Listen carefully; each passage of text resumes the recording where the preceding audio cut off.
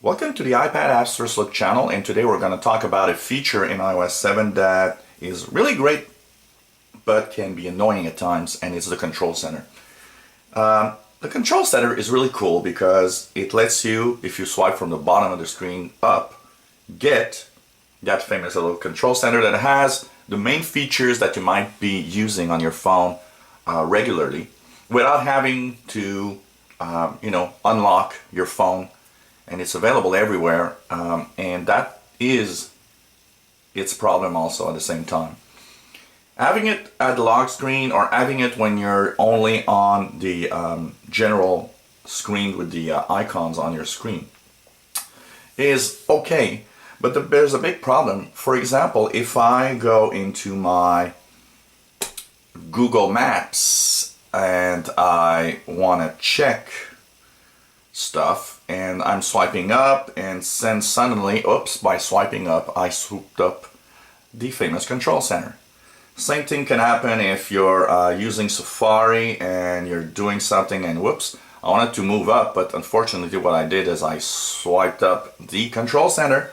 If you're using a reader of some sort, reading a book, especially on iPads, if you read magazine books and you want to swipe up on a text, same thing, you swipe up the Control Center. It can really be annoying, and there's a great way of actually deactivating the Control Center when it's not needed.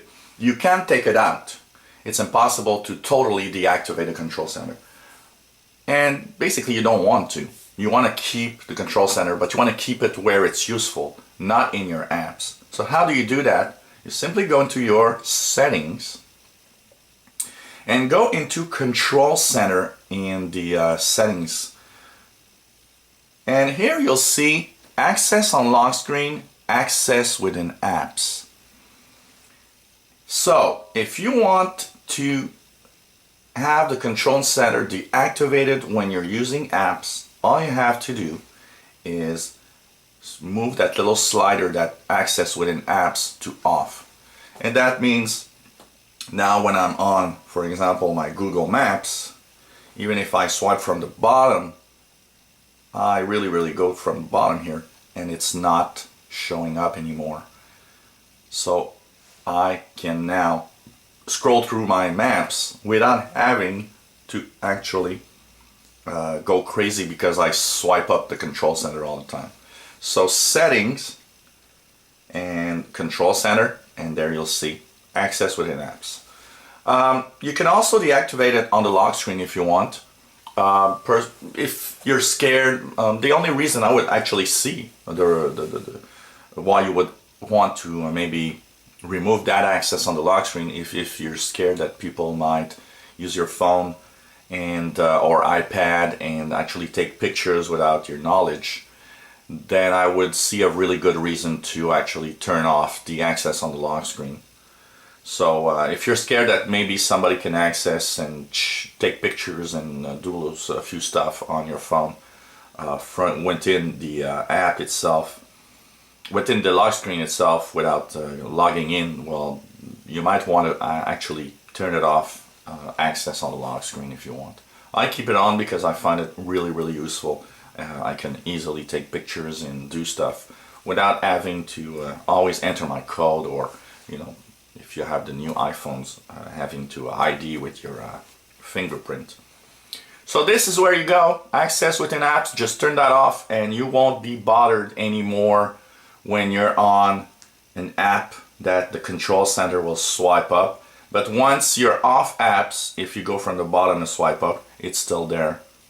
So it's really nice to have that feature turned off. So remember, the settings, go into Control Center and just remove that little slider, turn it off, access within apps.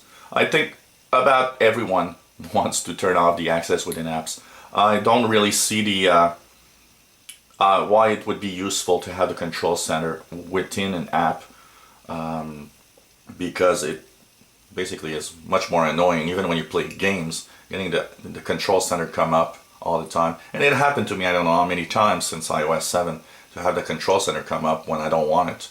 So turn it off within apps, And if you're scared of somebody accessing your lock screen camera or any feature, then just turn off access on lock screen and you'll have it turned off. If you enjoy our videos, please subscribe to our channel, give us thumbs up if you enjoy and it helped you, and hope that you enjoy our app reviews and our iOS features and news. So thanks for watching. Hope you come back to the iPad Apps First Look channel. If you have a feature, an app, or something you'd like us to talk about, let us know. We'll try to put that video online. Thanks for watching. Bye-bye.